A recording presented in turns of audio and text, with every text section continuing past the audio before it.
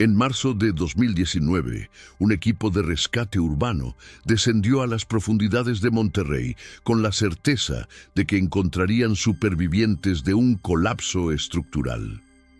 Lo que hallaron en la oscuridad de esos túneles los perseguiría por el resto de sus vidas. 3 de ellos renunciaron esa misma noche, 2 más nunca volvieron a hablar del tema, y uno, el jefe del operativo, escribió un informe que fue clasificado inmediatamente por autoridades que nunca dieron explicaciones. Pero antes de continuar con esta historia que desafiará todo lo que creías saber sobre lo que yace bajo nuestras ciudades, te invito a que te suscribas a Ecos del Silencio, porque si logramos obtener más información sobre este caso, será aquí donde la compartiremos primero. Activa la campanita porque hay misterios que no pueden quedarse enterrados para siempre. Monterrey, Nuevo León. Una ciudad que creció hacia arriba y hacia los lados, pero que pocos saben que también creció hacia abajo. Debajo del asfalto de los rascacielos, de las plazas comerciales, existe otra ciudad. Una red de túneles que data de diferentes épocas, algunos del siglo XIX, otros de la época de la Revolución, algunos más recientes de proyectos abandonados del metro que nunca se completó. Es un laberinto de concreto, piedra y tierra que muy pocas personas conocen en su totalidad. Los mapas oficiales están incompletos. Algunos túneles no figuran en ningún registro.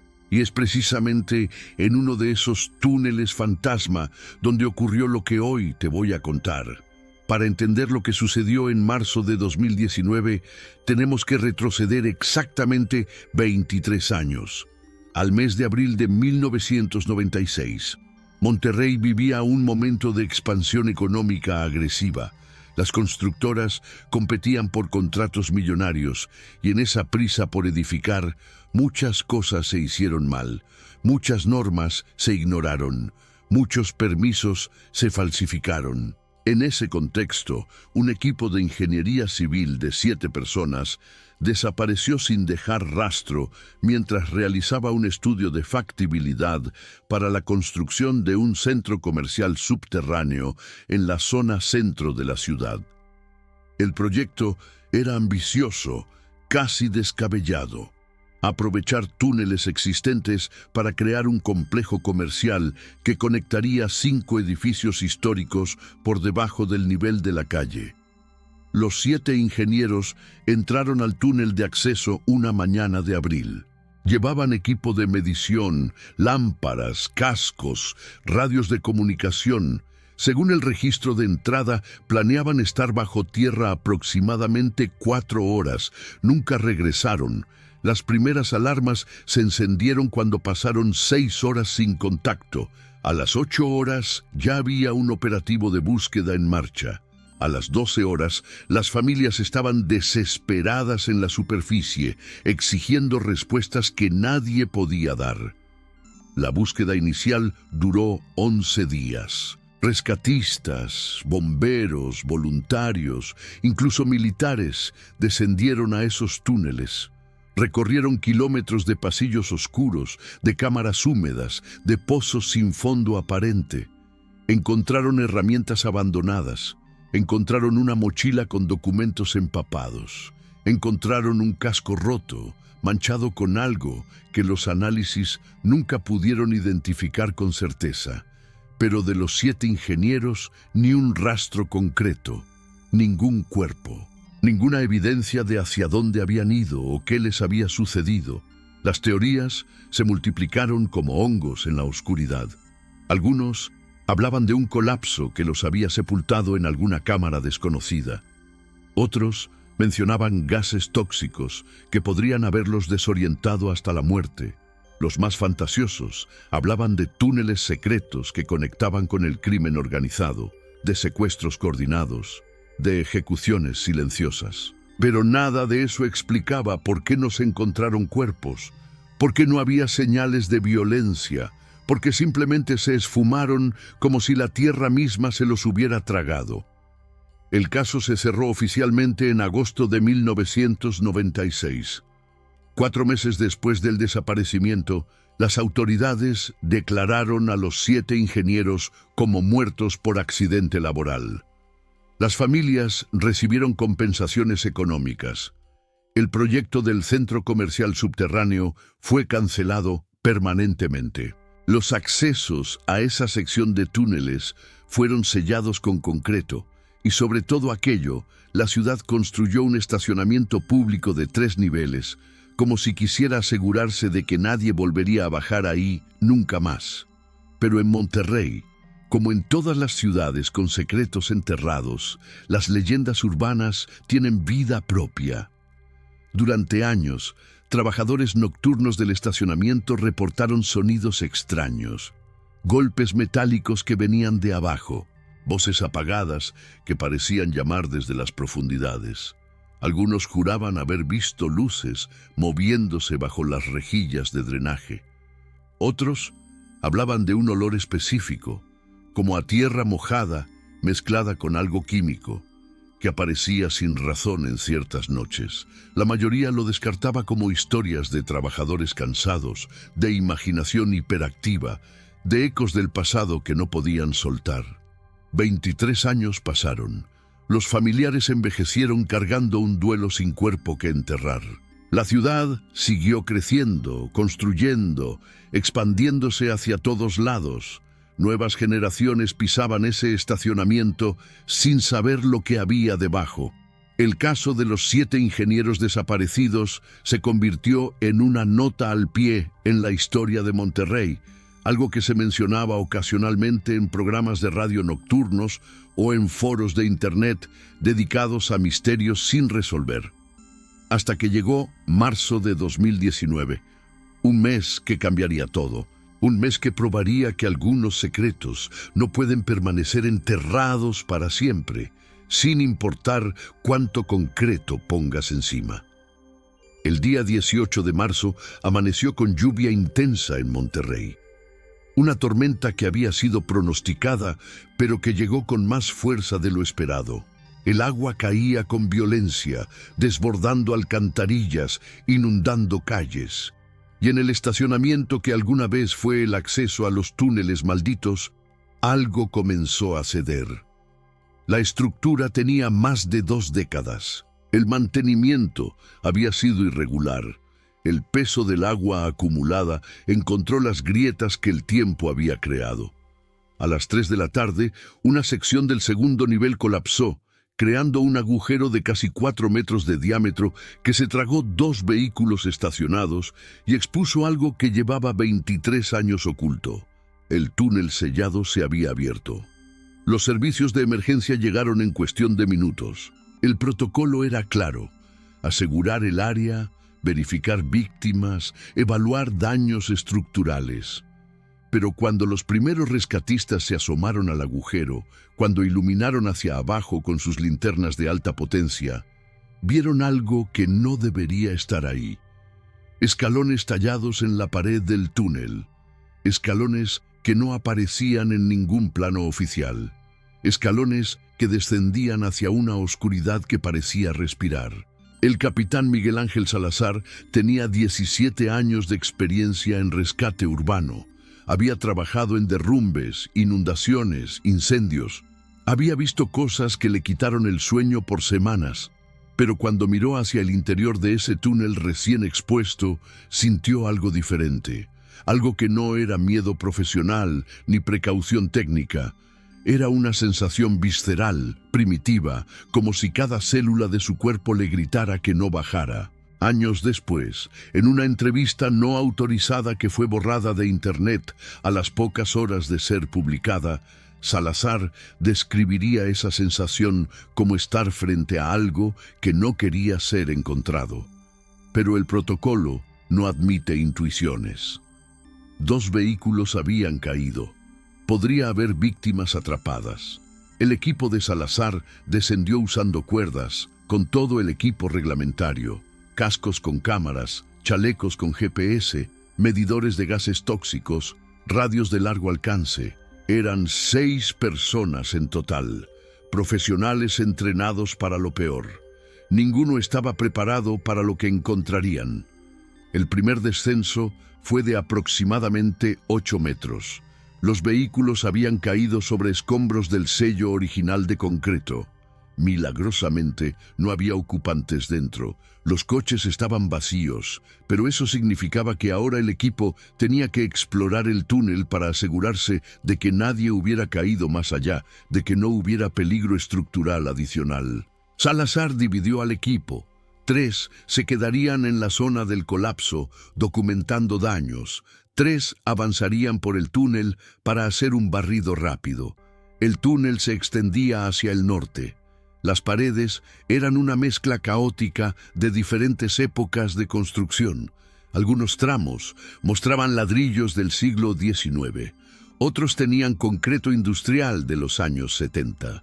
Y en ciertos puntos, la roca natural de la montaña asomaba, como si ese espacio hubiera sido parcialmente natural y parcialmente excavado. El aire tenía un olor particular. No era a humedad común ni a descomposición. Era algo metálico, con un toque químico que hacía arder ligeramente la garganta. A 50 metros del punto de entrada encontraron la primera anomalía. Una puerta metálica empotrada en la pared del túnel. No estaba en los planos. No tenía ninguna señalización. Estaba parcialmente abierta, como si alguien la hubiera forzado hace tiempo y nunca la hubiera cerrado del todo. Uno de los rescatistas, un joven llamado David Contreras, la empujó con precaución. El metal chirrió con un sonido que hizo eco por todo el túnel. Detrás había una cámara pequeña, tal vez de 4 metros cuadrados. Y en esa cámara había algo que los hizo detenerse en seco. Cajas de metal apiladas contra una pared. No cajas modernas, sino contenedores antiguos, del tipo que se usaba en los años 50 y 60. Tenían marcas de óxido, pero estaban cerradas herméticamente. Algunas tenían etiquetas desgastadas con símbolos que ninguno de los rescatistas pudo identificar inmediatamente. Parecían códigos militares o industriales de otra época. Salazar ordenó no tocar nada, documentar con las cámaras y continuar. Eso se reportaría a las autoridades correspondientes. Su misión era búsqueda y rescate, no investigación de hallazgos históricos. Continuaron avanzando. El túnel se bifurcaba a los 100 metros. A la izquierda, un pasillo más estrecho que descendía abruptamente. A la derecha, el túnel principal que parecía nivelarse. Los medidores de gases no mostraban lecturas peligrosas, pero la temperatura había bajado notablemente. Todos podían ver su propio aliento condensándose en el aire. En pleno marzo, en Monterrey, a solo 10 metros bajo tierra, hacía un frío que no tenía explicación lógica. Tomaron el túnel de la derecha, siguiendo el protocolo de exploración urbana. Pero a los 30 metros de esa bifurcación, encontraron algo que hizo que 2 miembros del equipo retrocedieran instintivamente. En la pared, escritas con lo que parecía pintura roja oscura o algo peor, había palabras en español. Frases grabadas con urgencia, con terror palpable en la irregularidad de las letras. No podemos salir. Hay algo más aquí abajo. No estamos solos. Dios nos perdone por lo que hicimos. 1996. Las palabras estaban fechadas. Abril de 1996. El mes exacto en que desaparecieron los 7 ingenieros. Salazar sintió un escalofrío recorrerle la columna. Esto ya no era un simple colapso estructural. Esto era evidencia de un caso que llevaba más de 2 décadas sin resolverse. Ordenó a su equipo que fotografiara todo, que documentara cada palabra, cada detalle, y luego cometió el error que cambiaría todo. Decidió seguir adelante. El túnel continuaba otros 50 metros hasta llegar a una cámara grande, una sala subterránea de forma irregular, con un techo que se perdía en la oscuridad, incluso con las luces de alta potencia. Y en el centro de esa sala había una estructura que no debería existir, una plataforma de concreto con algo parecido a un pozo en el medio.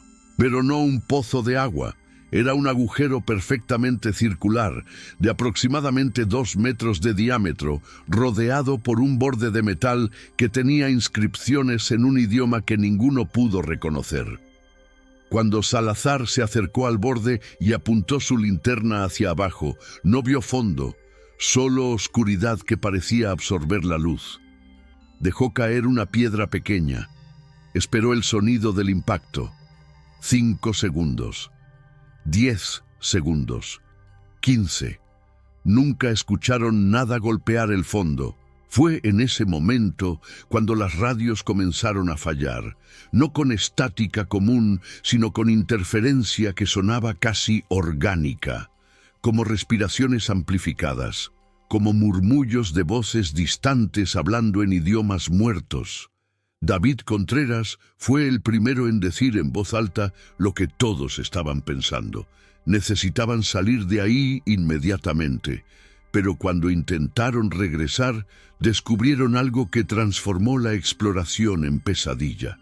El túnel por el que habían llegado ahora tenía 3 bifurcaciones, 3 pasillos idénticos. Ninguno se veía exactamente como el camino por el que habían entrado. Salazar verificó el GPS, marcaba error, verificó la brújula. La aguja giraba erráticamente sin señalar ningún norte consistente. Los marcadores químicos que habían dejado en el camino habían desaparecido. Fue entonces cuando escucharon el primer sonido que no provenía de ellos, un arrastre metálico, lento, deliberado. Venía de uno de los 3 túneles, y con ese sonido vino un olor que varios de los rescatistas describirían después de formas diferentes, pero todas igual de perturbadoras. Olor a tierra recién removida, a metal oxidado, a algo podrido que llevaba décadas fermentando en la oscuridad. Salazar tomó la decisión de líder, eligió el túnel del medio. Corrieron, no caminaron con precaución profesional. Corrieron con el pánico de presas que saben que hay un depredador cerca. Las luces de sus cascos rebotaban caóticamente en las paredes.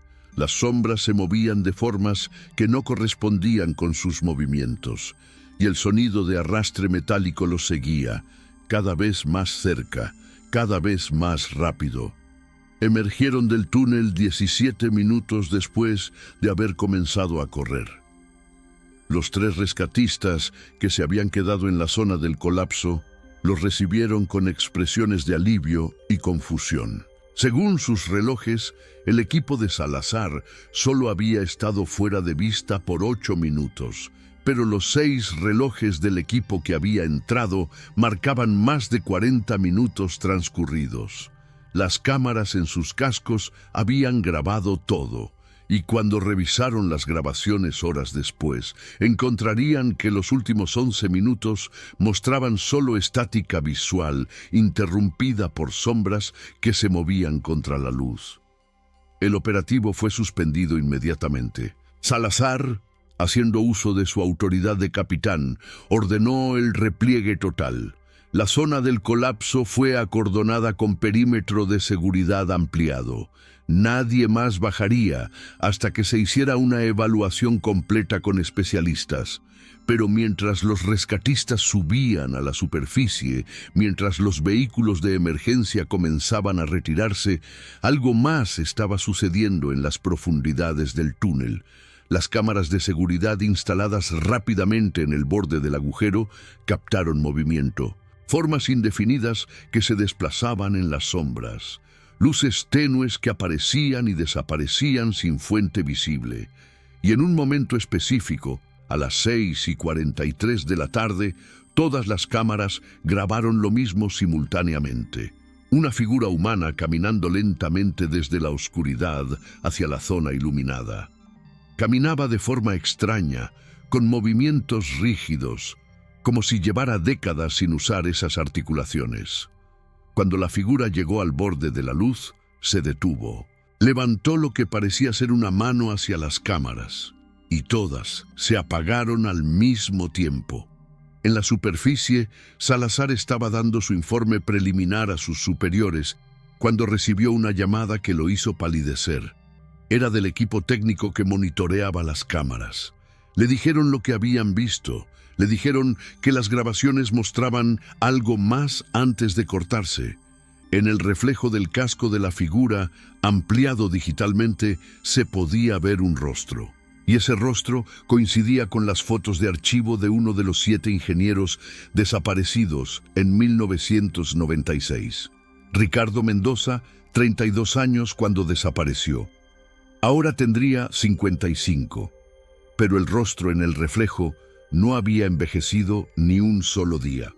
La noticia se filtró, como se filtran todas las noticias imposibles de contener. Primero entre los rescatistas, luego entre los técnicos, después entre el personal administrativo. Para la medianoche de ese día ya había mensajes cifrados circulando entre dependencias gubernamentales que normalmente no se comunicaban entre sí. Protección Civil, Policía Estatal, una oficina del gobierno federal que técnicamente no existía en registros públicos. Todos querían respuestas, todos querían las grabaciones y todos querían silencio absoluto hacia el público. Pero en una ciudad de millones, los secretos son como el agua, siempre encuentran las grietas. Para la mañana del 19 de marzo, ya había rumores en redes sociales. Para el mediodía, periodistas locales estaban haciendo preguntas incómodas. Para la tarde, el estacionamiento estaba rodeado no solo por perímetro de seguridad, sino por curiosos, por familiares de los ingenieros desaparecidos que llevaban 23 años esperando este momento, por reporteros que olían la historia de sus vidas. Las autoridades hicieron lo que las autoridades siempre hacen en estos casos. Negaron todo. El colapso había sido estructural. La exploración había encontrado daños serios, pero nada anormal. El túnel sería sellado nuevamente por seguridad pública. No había hallazgos significativos.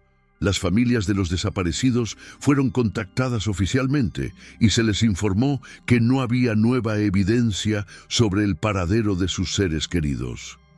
Todo muy ordenado, todo muy oficial, todo completamente falso, porque mientras se daba la versión oficial en conferencias de prensa, mientras se tranquilizaba al público con comunicados técnicos aburridos, algo completamente diferente estaba ocurriendo en las oficinas gubernamentales. Las grabaciones de las cámaras habían sido clasificadas. El informe de Salazar había sido reescrito 3 veces hasta eliminar cualquier mención a anomalías. Los 6 rescatistas que habían entrado al túnel fueron interrogados por separado durante horas.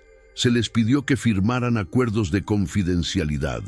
Se les sugirió fuertemente que sus recuerdos del evento probablemente estaban distorsionados por el estrés y la oscuridad. 3 de ellos renunciaron esa misma semana. David Contreras, el más joven del equipo, dejó no solo su trabajo, sino la ciudad completa. Se mudó a Guadalajara y nunca volvió a trabajar en rescate urbano. En una conversación no oficial con un amigo cercano, dijo algo que el amigo nunca olvidaría. Lo que vi ahí abajo no era de este mundo. Y lo peor no fue lo que vimos, fue lo que sentimos, como si el túnel mismo estuviera vivo, como si nos estuviera estudiando. Salazar intentó continuar normalmente, pero las pesadillas comenzaron 3 días después del incidente. Siempre el mismo sueño. Estaba de regreso en la cámara subterránea, mirando el pozo sin fondo. Y del pozo subían voces. 7 voces específicas llamándolo por su nombre, pidiéndole que bajara, prometiéndole que allí abajo estaban las respuestas que todo el mundo buscaba. Despertaba empapado en sudor, con el sabor metálico del aire del túnel todavía en su boca. Mientras tanto, el túnel fue sellado nuevamente, pero esta vez con mucho más que concreto. Se trajo un equipo especializado de la Ciudad de México, ingenieros que trabajaban en proyectos clasificados. Soldaron planchas de acero de 20 centímetros de grosor sobre el acceso. Vertieron concreto reforzado mezclado con un compuesto especial que nunca especificaron públicamente qué contenía. Instalaron sensores sísmicos que supuestamente monitoreaban estabilidad estructural, pero que algunos trabajadores juraron que eran algo más, algo diseñado para detectar movimiento, algo diseñado para dar alerta temprana si lo que fuera que estaba ahí abajo intentaba salir. El estacionamiento fue reparado en tiempo récord. A las 6 semanas del incidente parecía que nada había pasado nunca, excepto que ahora había guardias de seguridad las 24 horas. Excepto que cierta sección del estacionamiento nunca volvió a tener vehículos permitidos. Excepto que las cámaras de seguridad apuntaban no solo a prevenir robos, sino hacia abajo, siempre hacia abajo, vigilando el piso como si esperaran que algo emergiera. Los meses pasaron. El caso volvió al olvido público. Los periodistas encontraron otras historias. Los curiosos perdieron interés.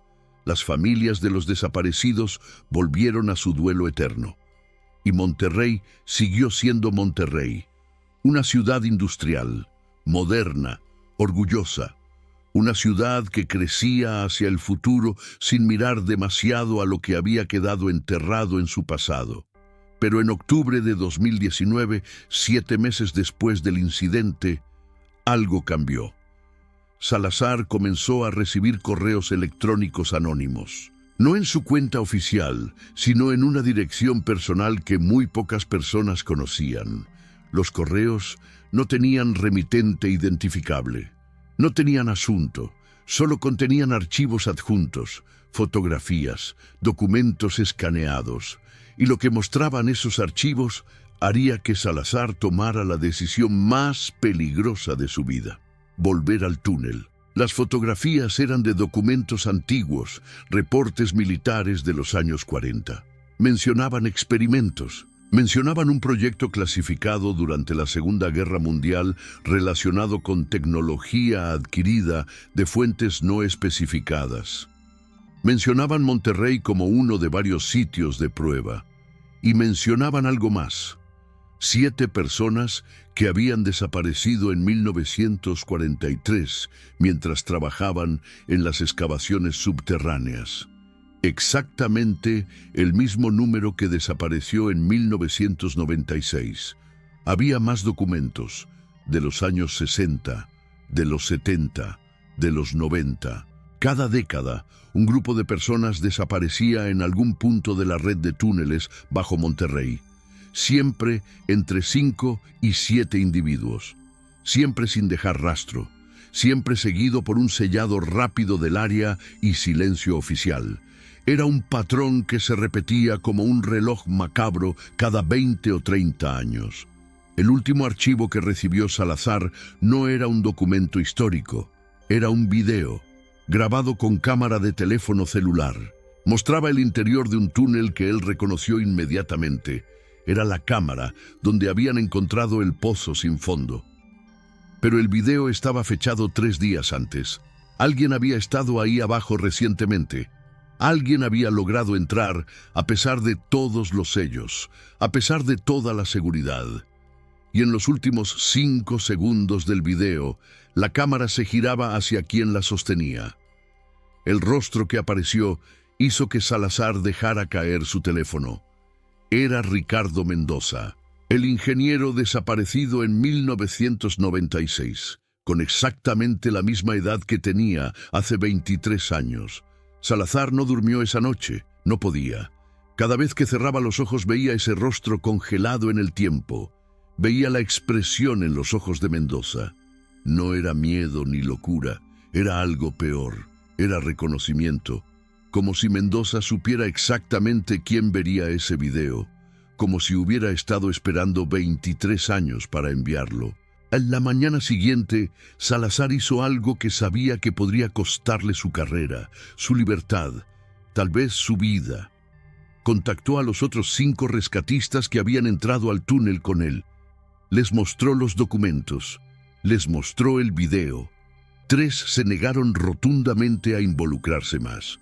Uno amenazó con reportarlo a las autoridades, pero uno, solo uno, aceptó acompañarlo. David Contreras, quien había huido a Guadalajara, regresó a Monterrey después de recibir la llamada de Salazar. Dijo que había pasado 7 meses tratando de olvidar, pero las pesadillas no paraban, y si había alguna posibilidad de entender qué demonios había pasado ahí abajo, necesitaba intentarlo. Consiguieron el equipo en el mercado negro: lámparas de alta potencia, cuerdas de escalada profesional, medidores de gas, máscaras con filtros industriales. Y algo más que Salazar había investigado obsesivamente durante meses: medidores de campos electromagnéticos, detectores de radiación, instrumentos que normalmente usaban cazadores de fantasmas, pero que tenían base científica real. Si algo anormal estaba ocurriendo en esos túneles, tal vez esos aparatos podrían detectarlo. Entraron al estacionamiento a las 3 de la madrugada de un martes de noviembre. Los guardias de seguridad eran predecibles en sus rondas. Había una ventana de 12 minutos, donde cierta cámara quedaba sin cobertura directa. Salazar había estudiado el sistema durante semanas. Sabía exactamente dónde estaban los puntos ciegos. Sabía exactamente cómo llegar al sello de concreto sin ser detectados. Lo que no esperaban era encontrar el sello ya abierto. Alguien había cortado a través del acero reforzado y el concreto especial. Un agujero perfecto, de 1,5 metros de diámetro, como si hubiera sido hecho con herramientas industriales de precisión. Pero no había marcas de corte térmico ni de explosivos. Los bordes eran lisos, casi pulidos, como si el material simplemente se hubiera disuelto. Se miraron. Ambos sabían que esto era una trampa. Ambos sabían que alguien o algo quería que bajaran, pero habían llegado tan lejos. Habían arriesgado demasiado para retroceder ahora. Descendieron. El túnel estaba exactamente como lo recordaban, y completamente diferente al mismo tiempo. Las paredes parecían moverse en la periferia de su visión. Las sombras tenían densidad física. El aire era tan frío que podían ver cristales de hielo formándose en sus propias exhalaciones. Los medidores electromagnéticos enloquecieron inmediatamente, marcando fluctuaciones que no tenían sentido según ningún modelo físico conocido. Avanzaron hacia la cámara del pozo. Cada paso era una negociación con el terror. Contreras murmuraba oraciones. Salazar respiraba técnicas de control que había aprendido en entrenamiento militar. Ninguna preparación era suficiente para lo que encontraron. La cámara ya no estaba vacía. Alrededor del pozo había objetos personales cuidadosamente organizados. Identificaciones de los 7 ingenieros desaparecidos, sus herramientas de trabajo, sus mochilas, sus relojes, todos detenidos a las 3:17 de la tarde. Y en el centro, sobre el borde del pozo, había un cuaderno, un diario con páginas amarillentas por el tiempo, pero perfectamente preservadas. Salazar lo tomó con manos temblorosas. Las primeras páginas eran entradas normales, notas técnicas sobre mediciones del túnel, dibujos de la estructura, comentarios sobre la factibilidad del proyecto. Pero a partir de la página 20, la caligrafía cambiaba, se volvía errática, urgente, aterrorizada.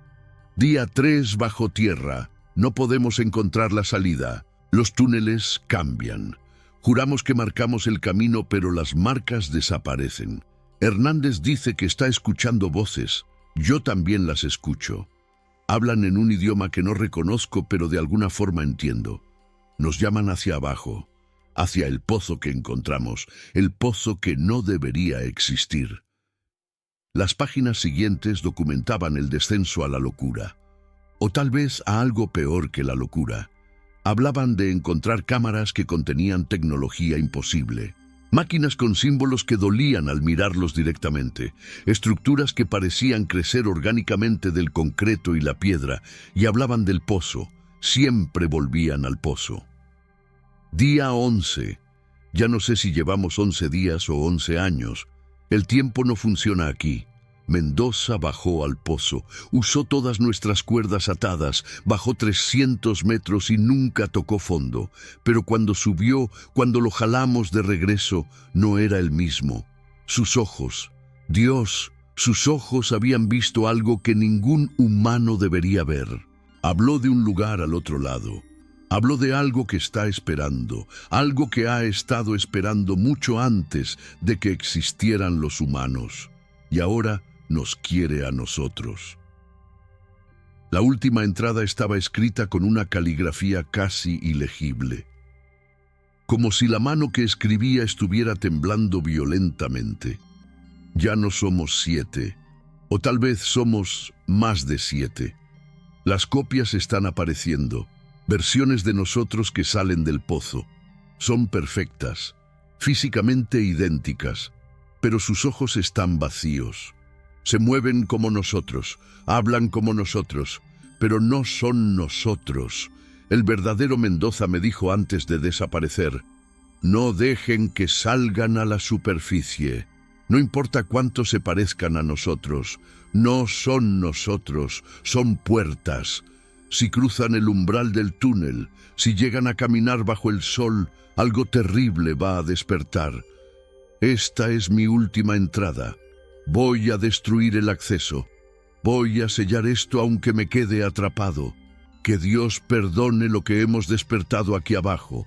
Salazar terminó de leer y miró a Contreras.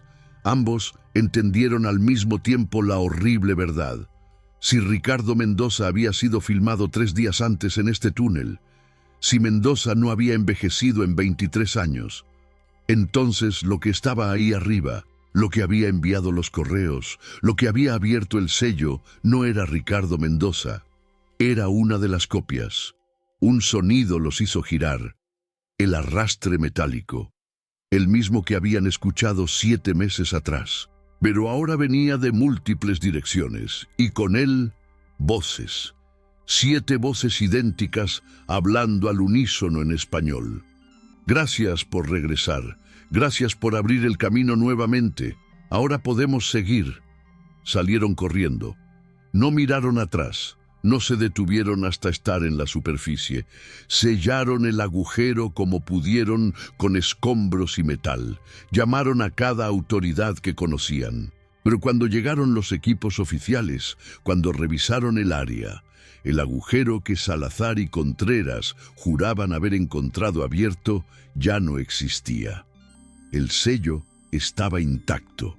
Las cámaras de seguridad no mostraban a nadie entrando o saliendo en las últimas 72 horas. Salazar fue declarado inestable mentalmente. Se le retiró del servicio activo. Contreras simplemente desapareció. Sus últimas palabras a Salazar fueron: cuenta la historia, no importa si te creen. Alguien tiene que saber. Porque esto no ha terminado, esto apenas está comenzando. Y tenía razón, porque 3 semanas después, en diferentes partes de Monterrey, 7 personas reportaron encuentros extraños. 7 personas diferentes juraron haber conocido a individuos que afirmaban ser ingenieros civiles buscando trabajo. Individuos que parecían desorientados con la tecnología moderna, que hablaban español con modismos de los años 90, que todos tenían la misma expresión en los ojos, esa mirada vacía que Salazar había visto en el video. El diario que encontraron permanece en algún archivo clasificado. Las autoridades niegan su existencia. Los rescatistas que entraron ese día en marzo de 2019 han sido silenciados de diferentes formas, pero la verdad tiene forma de filtrarse, como el agua, como la oscuridad, como lo que sea que vive en los túneles bajo Monterrey. Si conoces a alguien que trabaje en construcción subterránea en esta ciudad, pregúntale sobre las reglas no escritas. Te dirá que nunca bajen más de 10 metros. Te dirá que si escuchan voces, suban inmediatamente. Te dirá que hay túneles que no aparecen en ningún mapa. Y te dirá que algunas desapariciones no son desapariciones, son reemplazos. ¿Crees que lo que encontraron en ese túnel fue real? ¿O piensas que hay explicaciones lógicas para todo? La verdad está ahí abajo, esperando, como ha estado esperando por décadas, por siglos, tal vez por mucho más tiempo del que podemos imaginar. Recuerda suscribirte a Ecos del Silencio, porque casos como este merecen ser contados, merecen ser recordados. Y si algún día obtenemos más evidencia, más testimonios, más verdad sobre lo que realmente sucede bajo nuestras ciudades, será aquí donde la compartiremos primero. Activa las notificaciones. Comparte este caso con quien creas que necesita saberlo, porque en la oscuridad el conocimiento es la única luz que tenemos.